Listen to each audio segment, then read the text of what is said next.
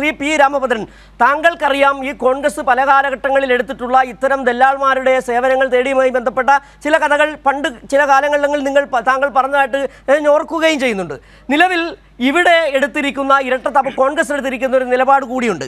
ഇവിടെ വലിയ വിഷയത്തിൽ ശോഭാ സുരേന്ദ്രൻ്റെ ഇപ്പോൾ തന്നെ നമ്മൾ സംസാരിച്ചുകൊണ്ടിരിക്കുമ്പോൾ കോൺഗ്രസ് നേതാവ് സേനാപതി വേണുവിന് ശോഭാ സുരേന്ദ്രനെ കുറിച്ച് പറയാനൊന്നുമില്ല. അതോടൊപ്പം ജാവദേക്കറെ കുറിച്ച് പറയാൻ ഇല്ല. ഇവിടെ പറയാനുള്ളത് പാർട്ടി CPM-ന്റെ സമന്വയ നേതാവ് EP ജയരാജനെ കുറിച്ചാണ്. അവരുടെ ലക്ഷ്യം എന്താണെന്നുള്ളത് കൃത്യമാണ്. തെരഞ്ഞെടുപ്പിന് മുമ്പിൽ ഇത്തരം വിവാദങ്ങൾ വരുമ്പോൾ ആഘോഷിക്കുകയും ആഹ്ലാദിക്കുകയും ചെയ്യുന്നതും സ്വാഭാവികമാണ്. പക്ഷേ കോൺഗ്രസ് പല കാലഘട്ടങ്ങളിൽ എടുത്തിട്ടുള്ള നിലപാടുകൾ നേരത്തെ ഇവിടെ സൂചിപ്പിച്ചതുപോലെ അനിൽ കെ ആന്റണിക്കെതിരെ ഉയർന്ന ആരോപണം അത് കേവലം ചെറിയ ആരോപണമല്ല. അന്ന് ഭരണത്തിലിരിക്കുന്നത് ആ പ്രതിരോധ മന്ത്രിയായിരിക്കുന്നത് AK ആന്റണിയാണ്.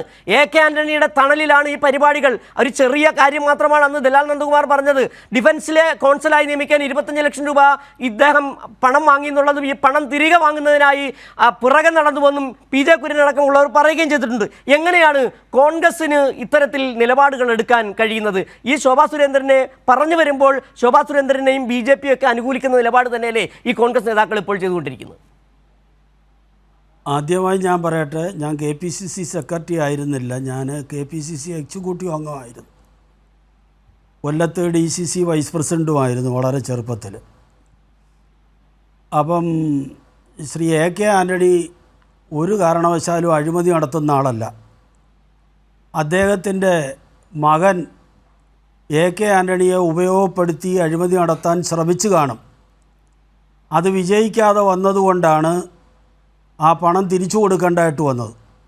ശ്രീ PJ കുര്യൻ ഉൾപ്പെടെയുള്ളവർ അതിനകത്ത് ഇടപെടേണ്ടതായിട്ട് വന്നത്. അതുകൊണ്ട് ശ്രീ AK ആൻ്റണി അഴിമതിക്കാരനല്ല എന്ന് അസന്നിഗ്ധമായി പറയാൻ എനിക്ക് കഴിയും. പിന്നെ ശോഭാ സുരേന്ദ്രനെ പോലുള്ളവരുടെ ഗതികേട് നമ്മൾ 2 ദിവസമായിട്ട് ശ്രീ ജയചന്ദ്രൻ പറഞ്ഞതുപോലെ നമ്മൾ കണ്ടുകൊണ്ടിരിക്കുകയാണ്. ആരും അവരെ അനുകൂലിക്കുന്നില്ല, അവരുടെ പാർട്ടിയിൽപ്പെട്ടവരെ പോലും അനുകൂലിക്കുന്നില്ല. 2 പേർ തമ്മിലുള്ള ഒരു പ്രധാന സാമ്പത്തിക ഇടപാടും യുദ്ധവുമാണ് ശോഭാ സുരേന്ദ്രനും എന്തൊരു നന്ദകുമാറും. അത് ദല്ലാൽ നന്ദകുമാർ പറഞ്ഞ് അവസാനം കയറി വന്നത് ലാവ്ലിൻ കേസിലേക്കാണ്. ഇവിടെ ശ്രീ ജയചന്ദ്രൻ പറഞ്ഞതുപോലെ അതൊക്കെ കോടതി ശ്രീ പിണറായിയുടെ നിരപരാധിത്വം തെളിയിച്ചതാണ്. ഇപ്പോഴും സുപ്രീം കോടതി കേസ് നിലനിൽക്കുകയാണ്. ഒരു കാര്യവുമില്ലാതെ അത് നീട്ടി കൊണ്ടുപോയിക്കൊണ്ടിരിക്കുകയാണ്. ഇതിനെല്ലാം ശ്രീ പിണറായിയെ പഴിക്കുക, പിണറായിയിലേക്ക് ഇതെത്തുക എന്നുള്ളതായിരുന്നത്. അത് കൈരളിയും CPM-ഉം മനസ്സിലാക്കിയില്ല എന്നുള്ളതാണ് എനിക്ക് പറയാനുള്ളത്. ജയരാജനെ വെറും ഇരയാക്കിക്കൊണ്ട് ശ്രീ പിണറായിയെ ആക്രമിച്ച് CPM-നെയും പിണറായി എന്ന കരുത്തനായ നേതാവിനെയും തകർക്കാമെന്നുള്ളതാണ് ഇവരുദ്ദേശിച്ചത്. ഇതിൻ്റെ പിന്നിൽ ആരൊക്കെയാണെന്ന് വളരെ വസ്തുനിഷ്ഠമായ അന്വേഷണം നടത്തണം. എനിക്ക് ദല്ലാൽ നന്ദകുമാറിനെ എനിക്ക് അയാളെ അറിയാം. ഒരു 95-94 കാലഘട്ടത്തിൽ ഞാനുമായിട്ട് പരിചയപ്പെട്ടിട്ടുള്ള അന്ന് അയാൾ കോൺഗ്രസിൻ്റെ മണ്ഡലം ഭാരവാഹിയായിരുന്നു. ഇപ്പോഴെന്ത് പാർട്ടിയാണെന്ന് എനിക്ക് അറിഞ്ഞുകൂടാ. പറയേണ്ടതായിട്ട് വന്നാൽ ഒരുപാട് കാര്യങ്ങൾ പറയേണ്ടതായിട്ട് വരും. അത് എറണാകുളത്ത് അഭിഭാഷകരും അതുപോലെ തന്നെ ജുഡീഷ്യൽ ഓഫീസർമാരായിരുന്നവർക്കും ഒക്കെ അതറിയാവുന്നവരാണ്. ഇത്തരം ആളുകളുമായിട്ടുള്ള സഹവർത്തിത്വവും കാര്യങ്ങളും അവരുടെയൊക്കെ ജോലി എന്താണെന്നും എല്ലാവർക്കും അറിയാം. അതുകൊണ്ട് BJP-യുടെ ഒരു ദേശീയ നേതാവിനെ ഉപയോഗപ്പെടുത്തി EP ജയരാജനെ പോലുള്ളൊരു സമുന്നതനായ നേതാവിനെ വശത്താക്കാൻ അവർ നടത്തിയ ശ്രമം പരാജയപ്പെട്ടു. EP ജയരാജനെ അറിയാവുന്നവർക്കറിയാം, അദ്ദേഹം വളരെ മാന്യനാണ്, സത്യസന്ധനാണ്, എല്ലാവരോടും വളരെ അന്തസ്സോടുകൂടി പെരുമാറുന്ന ആളാണ്.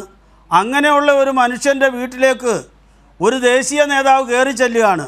അല്ലാതെ ശ്രീ EP ജയരാജൻ മാരാർജി ഭവനിലോട്ട് പോയില്ല, ഡൽഹിയിൽ അവരുടെ ആസ്ഥാനത്ത് പോയില്ല, ഈ പറയുന്ന ശോഭാ സുരേന്ദ്രൻ്റെ വീട്ടിലോട്ട് പോയില്ല, ഒരു BJP നേതാവിൻ്റെ വീട്ടിൽ പോയില്ല, അദ്ദേഹത്തിൻ്റെ വീട്ടിലേക്കാണ് പോയത്. പോയപ്പോൾ യഥാർത്ഥത്തിൽ EP ജയരാജനെ പിടിക്കാനല്ല പോയത്, അവിടെ അദ്ദേഹം ഉണ്ടായിരുന്നേ ഉള്ളൂ, അദ്ദേഹത്തിൻ്റെ മകനെ പിടിക്കാനായിരിക്കണം പോയതെന്നാണ് ഞാൻ അനുമാനിക്കുന്നത്. ഇങ്ങനെ കുടുംബങ്ങളിൽ കലഹം ഉണ്ടാക്കി ആളുകളെ പിടിച്ച് ആ പാർട്ടി വളർത്തുന്ന ഒരു രീതി സാമ്പത്തികമായിട്ടും മറ്റ് രീതിയിലും എല്ലാം പ്രലോഭിപ്പിച്ചും ഭീഷണിപ്പെടുത്തിയും കേസിപ്പെടുത്തിയും എല്ലാം പല രീതിയിലും ആ പാർട്ടിയെ വളർത്തുന്ന ഒരു രീതിയുണ്ട്. അത് ശ്രീ ഇ പി ജയരാജനോടും ഇറക്കി നോക്കിയതാണ്. ഇ പി അതിന് കൂട്ടുന്നില്ലെന്നില്ല. നാടൻ ഭാഷയിൽ പറഞ്ഞാൽ എനിക്ക് വേറെ പണിയുണ്ടെന്നും പറഞ്ഞ് അദ്ദേഹത്തിൻ്റെ പരിപാടിക്ക് പോവുകയായിരുന്നു. അതുകൊണ്ട് ഈ കാര്യത്തിലുള്ള കള്ളപ്രചരണം കൊണ്ട് കേരളത്തിൽ എന്തെങ്കിലും നേടാമെന്ന് വിചാരിക്കുന്നെങ്കിൽ അത് നടക്കാൻ പോകുന്നില്ല.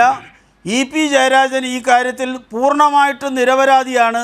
അദ്ദേഹം ഒരു കാരണവശാലും അദ്ദേഹത്തിന് ചുരുങ്ങിയ കാലത്തെ പരിചയം വെച്ച് അദ്ദേഹം ഒരു കാരണവശാലും BJP ചേരേണ്ട സാഹചര്യമില്ല. അങ്ങനെ ചേരുന്ന രാമഭദ്രൻ ആ അധ്യായങ്ങളൊക്കെ കഴിഞ്ഞ ദിവസം തന്നെ ഇവിടെ അടഞ്ഞതാണ്. അതുമായി ബന്ധപ്പെട്ടുണ്ടാക്കിയ കോലാഹലങ്ങളൊക്കെ കഴിഞ്ഞ ദിവസം തന്നെ പൊളിഞ്ഞു വീണതാണ്. കേരള സമൂഹം അത് കണ്ടതുമാണ്. ഇവിടെ ഉയരുന്ന വിഷയം ഈ BJP ഈ വിവാദമുണ്ടാക്കാൻ ആഗ്രഹിച്ചവർ കൊണ്ടുവന്ന പ്രശ്നം ഫലത്തിൽ അവർക്ക് തന്നെ അവരെ കൊണ്ട് കുഴിയിലിട്ടതുപോലെയായി മാറിയിരിക്കുകയാണ്. ഇവിടെ പുറത്തു വന്ന വിവരം എന്താണ്? എങ്ങനെയാണ് കേന്ദ്രത്തിൽ അധികാരത്തിലിരിക്കുന്ന ഒരു രാഷ്ട്രീയ പാർട്ടി അത് അധികാരത്തിൻ്റെ ഇടനാഴികളിൽ ഇടനിലക്കാരെ ഉപയോഗിക്കുന്നത് എങ്ങനെയാണ്? അതോടൊപ്പം തന്നെ സംസ്ഥാനങ്ങളിൽ അവരുടെ നേതൃത്വം ഈ ഇടനിലക്കാരെ ഉപയോഗിച്ചുകൊണ്ട് എങ്ങനെയാണ് സാമ്പത്തികമായ ലാഭം കൊയ്യുന്നത്?